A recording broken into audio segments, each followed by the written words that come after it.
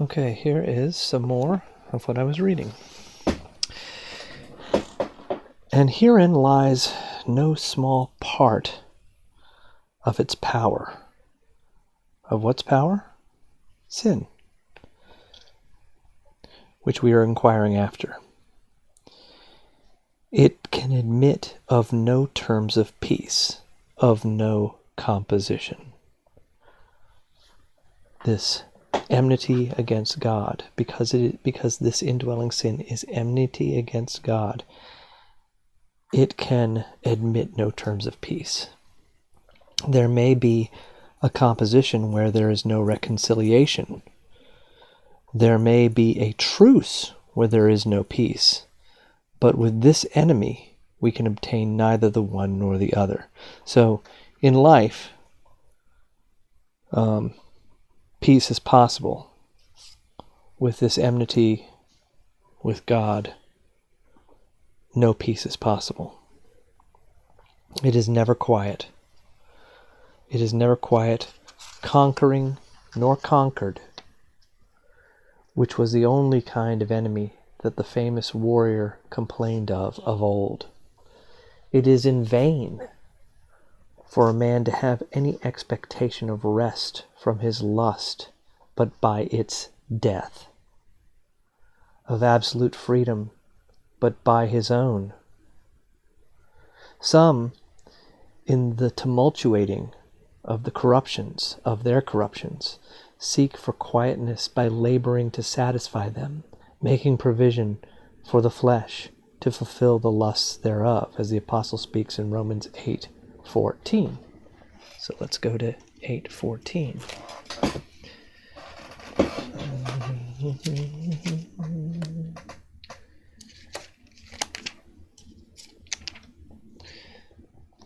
See what that's happening? Some people say, well, in order to get rid of this lust, I must satisfy this lust. No. Here's 8:14. For all who are being led by the Spirit of God, these are sons of God. Is that right? 8:14? Romans 13:14. It was an X, not a V. Romans 13:14.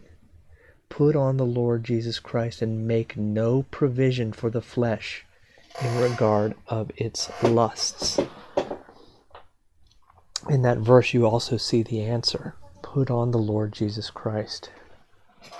Let me go back one verse. Let us behave properly as in the day, not in carousing and drunkenness, not in sexual promiscuity and sensuality, not in strife and jealousy, but put on the Lord Jesus Christ, and make no provision for the flesh in regard to its lusts. This is to slake fire by wood and oil. So what he's saying here is, you think, oh, satisfying the lust will make it go away. Appeasement. Give it what it wants, and then it will burn itself out. No. You're not pouring water on the fire, you're pouring oil on the fire, you're putting fuel on the fire. As all the fuel in the world, all the fabric of the creation that is combustible being cast into the fire will not at all satisfy it, but increase it. So it is with satisfaction given to sin by sinning. It does but inflame and increase. If a man will part with some of his goods to an enemy, it may satisfy him, but enmity will have all, and is not one whit the more satisfied than if he had received nothing at all, like the lean cattle that were never the less hungry for having devoured the fat. You cannot bargain with the fire to take but so much of your houses. Ye have no way but to quench it. It is in this case as it is in the contest between a wise man and a fool. Proverbs 29:9. And that says, this is the King James, whether he rage or laugh, there is no rest. Let's look at that. Proverbs 29:9. Charlotte's reading Proverbs. Have you gotten to Proverbs 29 yet? Yes, I did that yesterday. You did that yesterday? Well, I'm about to read Proverbs 29:9.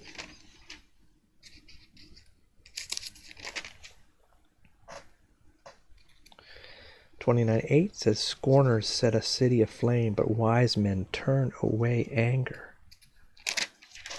9. When a wise man has a controversy with a foolish man, the foolish man either rages or laughs, and there is no rest. Whether he rage or laugh, there is no rest. Whatever frame or temper he be in, his importunate folly makes him troublesome. Yes, I've noticed that when someone's mad, when one of these fools is angry, it's like it's so difficult to stop them from being angry. And then you think, oh well, he's in a good mood, but then the good mood is irritating because it's over the top. Have you ever noticed someone like that, where they're joking all the time, like can't stop joking, and repeating the same joke? Oh, that drives me nuts. They say the joke the first time, and you go, oh, that was funny, and then they keep doing it, and then every new person they come in contact with, they're like, here's this joke that I just made, and usually it's a ridiculing joke at the expense of others. So whatever frame or temper he is in, his importunate folly makes him troublesome. It is so with this indwelling sin, whether it violently tumultuate, as it will do on provocations and temptations, it will be outrageous in the soul, or whether it seem to be pleased and contented, to be satisfied. All is one. There is no peace, no rest to be had with it or by it. Had it, then, been of any other nature, some other way might have been fixed on, but seeing it consists in enmity, all the relief the soul has must lie in its ruin. Because it's enmity, it must be destroyed. It can't be satiated, and it can't be warred against. It can be warred against, but it needs to be obliterated. It can't be just toyed with. Secondly, it is not only said to be enmity, but it is said to be enmity against God. So it's not just mere enmity. It's enmity against the creator of the universe. It has chosen a great enemy indeed.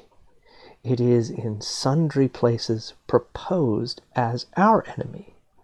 For example, 1 Peter 2:11. Let's go there. 1 Peter 2:11. I might get there faster. Beloved, I urge you as aliens and strangers to abstain from fleshly lusts which wage war against the soul. It is in many places, various places, proposed as our enemy. Abstain from fleshly lusts which war against the soul. They are enemies to the soul, that is, to ourselves. Sometimes as an enemy to the spirit that is in us. The flesh lusteth or fighteth against the spirit. Galatians 5:17. Galatians 5:17. For the flesh sets its desire against the spirit, and the spirit against the flesh. For these are in opposition to one another, so that you may not do the things that you please. So, yes, the flesh lusts or fights against the spirit. It fights against the spirit or the spiritual principle that is in us to conquer it. It fights against our souls to destroy them. It has special ends and designs against our souls and against the principle of grace that is in us.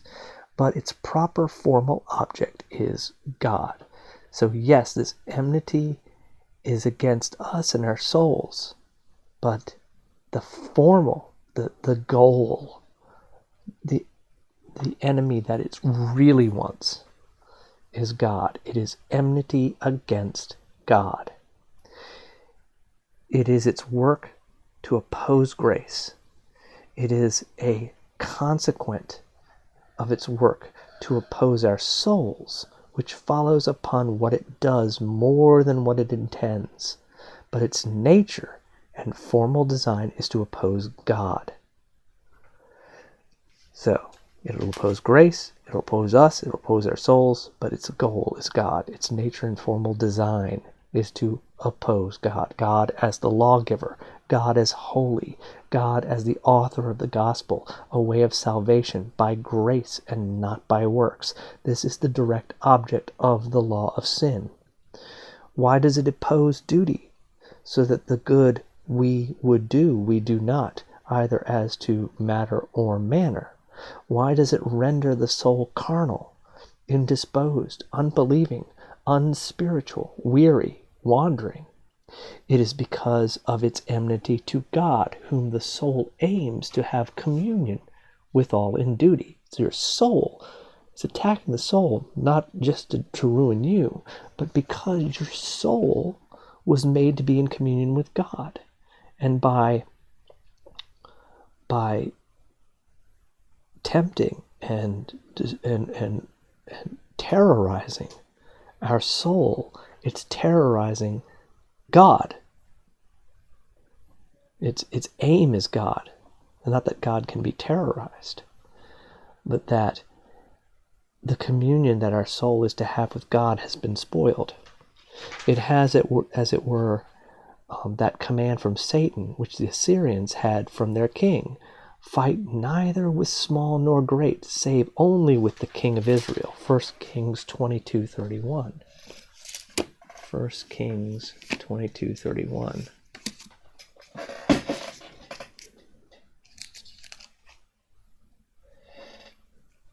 One more page. 1 Kings 22:31. Now the king of Aram had commanded the 32 captains of his chariots, saying, do not fight with small or great, but with the king of Israel alone. Go for the king. It's the command was to, don't worry about the little guys coming at you. The king needs to be unhorsed. He needs to be attacked. That's the goal. So there's an example of using the historical truths of the Old Testament to point to the spiritual truths of today. Then we can apply these things. You can say, I'm not a king. Well, you are in a way, because God is your king, and he's the goal for your sin. Your sin is to attack him. Now let me find out where I am in this text. It is neither great nor small, but God himself, the King of Israel, that sin sets itself against. There lies the secret formal reason for all its opposition to good, even because it relates unto God. May a road, a trade, a way of duties be set up where communion with God is not aimed at, but only the duty itself, as is the manner of men in most of their superstitious worship. The opposition that will lie against it from the law of sin will be very weak, easy, or gentle. So if you're worshiping a false god, or if your focus is not communion with God, that sin, that indwelling sin, is going to lie really weak and gentle and dormant. But as soon as you try to truly worship the Lord, the one true God, that's when it rises up to fight. Or as the Assyrians, because of his show of a king, assaulted Jehoshaphat. But when they found that it was not Ahab, they turned back from pursuing of him. So because there is a show and appearance of the worship of God, sin may make head against it at first. But when the duty cries out in the heart that indeed God is not there, sin turns away to seek out its proper enemy, even God himself, elsewhere. So it's a drawback, but it's a good drawback. When you're worshiping the God of the Bible, the drawback is that sin is going to really try to stop that from happening. But there are many who believe they're worshiping Christ, but they're not worshiping the Christ of the Bible because they've been taught wrong. Have had false teaching, or there are parts of the Bible that they don't like, so they throw them out. There are parts that they want in the Bible, so they add them. So the Jesus they're not worshiping, that they are worshiping, is not the Christ of the Bible. And so that sin may rise up. Oh no, they're worshiping Jesus. I got to stop this. They're having communion with Christ. I better stop. Oh, wait a second. This isn't the right Christ. This is a false Christ. Never mind. I'll go find someone who is. Well, not that sin is a free roaming entity. Each one of us has indwelling sin. So what it does is it lies dormant and says, my work here is done. I don't need to stop this because that person is not worshiping the true Jesus Christ of the Bible. And hence do many poor creatures spend their days in dismal, tiring superstitions. That's the word that's used for false worship, without any great reluctancy from within. The sin isn't sparking up. When others cannot be suffered freely to watch with Christ in a spiritual manner 1 hour. And it is no wonder that men fight with carnal weapons for their superstitious worship without, when they have no fighting against it within. For God is not in it, and the law of sin makes not opposition to any duty, but to God in every duty. This is our state and condition. All the opposition that arises in us toward anything that is spiritually good, whether it be from darkness in the mind, or aversation in the will, or sloth in the affections, all the secret arguings and reasonings that are in the soul in pursuit of them, the direct object of them is God himself. The enmity lies against him, which consideration surely should influence us to a perpetual constant watchfulness over ourselves. Remember, Jesus said, don't be surprised when the world hates you. It hated me first. Your sin hates God primarily above all other things. When your sin is at its most rageful inside of you, that's when you are closest to God, because your sin is aware of how close you are getting to God, and so tries its darndest to upset the apple cart, to get everything flipped over, upside down, topsy-turvy. Because he's the true goal. The enmity lies against him. I'll read a little bit more. It is thus also in respect of all propensity unto sin, as well as aberration from God. So, this is how it is. It is God himself that is aimed at.